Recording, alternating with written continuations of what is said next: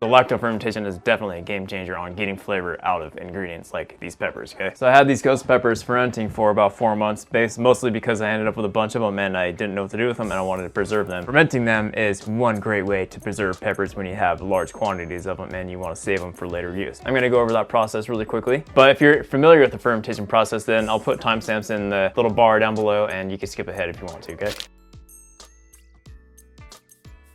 I lost all the footage when I was fermenting the ghost peppers. Luckily enough, I always have peppers that I'm fermenting, so I'm going to show you how to do it with habaneros. The method is all the same.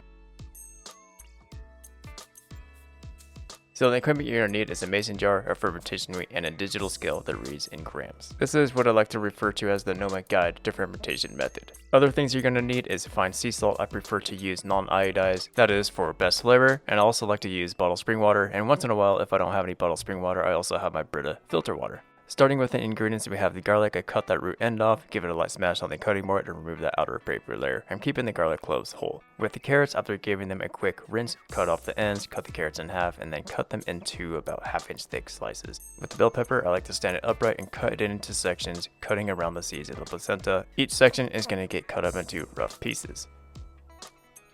As far as the habaneros are concerned, I like to yank that stem right off the end of that pepper. Next, I cut the pepper in half and inspect the inside of it, make sure nothing's rotten and everything is looking good. If there's any bad spots on the peppers, go ahead and cut those off too. To start the fermentation process, place an empty mason jar under the scale, set it the grams, and zero it out. I'm dropping in anise seeds first. I like the flavor that anise gives the peppers. It just adds a really nice flavor profile to the sauce. Go in with the rest of the ingredients. If you need to mash down the ingredients to get more room in the jar, I use some sort of a blunt object. You could use a rolling pin with no handle on it, just kind of whatever it is that you have.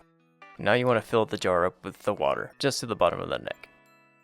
You want to make sure to leave enough headroom between the opening of the jar and the surface of the ingredients. That way when you place your fermentation weight in there, you don't get any kind of overspill. Also, you want to make sure those ingredients stay submerged underneath that liquid. Now you want to take note of that weight, and you want to use a simple math equation by multiplying that by 2.5%, and that is going to be the amount of salt that we need in grams in order to make our brine, and you get 20.22 grams. If your scale doesn't read decimal points, go ahead and round to the nearest whole number. Now you want to pour out some of that water into a separate bowl. Place a small dish onto the scale, tare it, and add that 20 grams of salt. My preference in using fine sea salt with this is that it dissolves the best in the water. Now that you have that salt weighed out, add it to the water and give it a whisk to fully dissolve. Now pour that salty water solution, aka the brine, into the jar with the carrots, the peppers, and the garlic. I like placing my fermentation projects onto a glass dish, that way it catches any kind of overspill. Now you want to place your fermentation weight into the jar, making sure that all those ingredients stay submerged underneath that brine level. I'm adding a little bit of water to my weight, that way it just keeps all those ingredients underneath that brine level. I'm making sure that that brine level is definitely above those ingredients. Mine just comes to the opening of that jar. I found that I like to cover mine with a coffee filter and just place that mason jar lid ring around it and it holds it in place. That way you don't get any kind of contaminants, no fruit flies they want to get in there, nothing like that. Now you want to let this ferment for 1 to 3 months right on the countertop. Just make sure that it's away from direct sunlight. I have a place in my pantry that I like to put all my fermentation projects in that I know it's away from direct sunlight and it stays a consistent temperature of 68 to 75 degrees Fahrenheit. After the first 3 to 5 days, you should see signs of fermentation, which just looks like little tiny bubbles.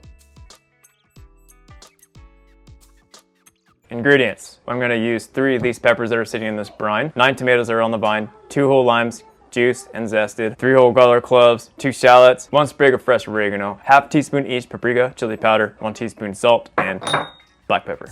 Before I do start any salsa making, I want to check the pH of this brine to make sure that the fermentation process was successful.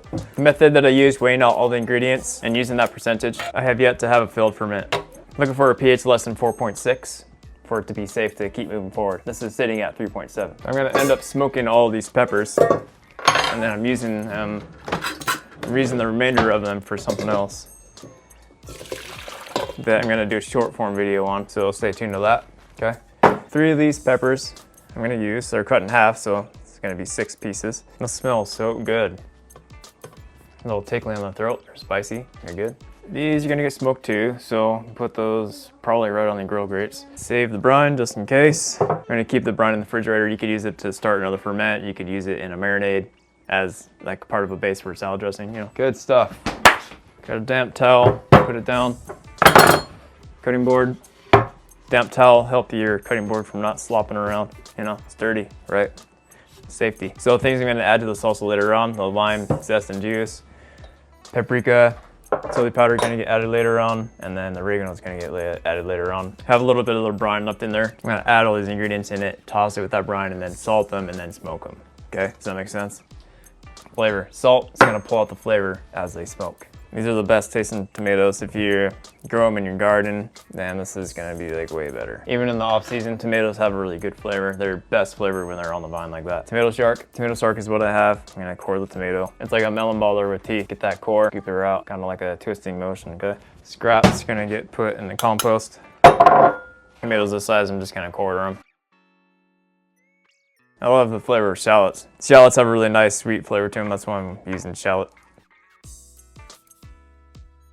Keep your cutting board looking civilized, nice and clean. Pen scraper helps you get ingredients and scraps up off the cutting board. Lastly, garlic. Cut that root end off.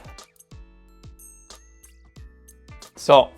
I'm gonna use about half the amount of salt right now. This is gonna be all to taste, so after you blend the salsa up, then you can adjust the seasoning as desired, okay? There's a little bit of liquid in the bowl still, so I want the salt to stick. And then as these ingredients smoke, they're gonna have something for the smoke to adhere to, and just kind of let that hang out for a couple minutes. Perforated pan, that's gonna go right on the smoker. The smoke's gonna go through the bottom of this. The smoke's gonna wrap around the ingredients. This is just to catch any kind of liquid that might want to drain out. So go outside, put these on the smoke. I'm gonna smoke these about 200 degrees to 225. Gonna go for about an hour, hour and a half. So what I like to use to warm up my small offset smoker that I have is using lump charcoal. I like this bigger stuff. This is just the Kamado brand, the extra large stuff. I find that has really good flavor and it holds heat really well. As far as the wood is concerned, oak is just really easily accessible in my area, so I cut little pieces of oak down into half splits of what I like to call them. And then for starters, I like to use these little tumbleweeds. Sometimes I have little sticks.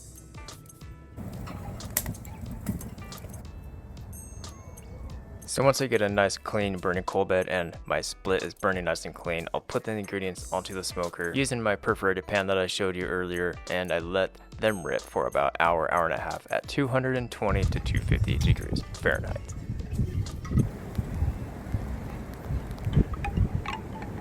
After an hour and a half on the smoker, these ingredients are looking pretty damn good to me. Let's get back inside and put them into the food processor.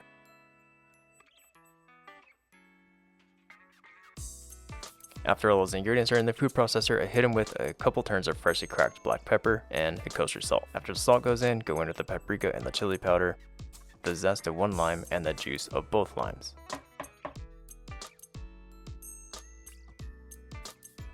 Snap the lid on the processor and give it a pulse a couple of times to break down all those ingredients.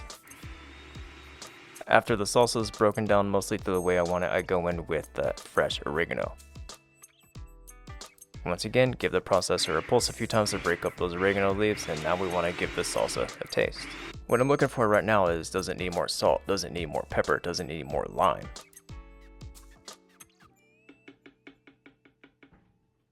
For my taste, I put in a little bit more salt, a little bit more freshly cracked black pepper. I always emphasize this. You want to taste, re-season until you're happy with the end product.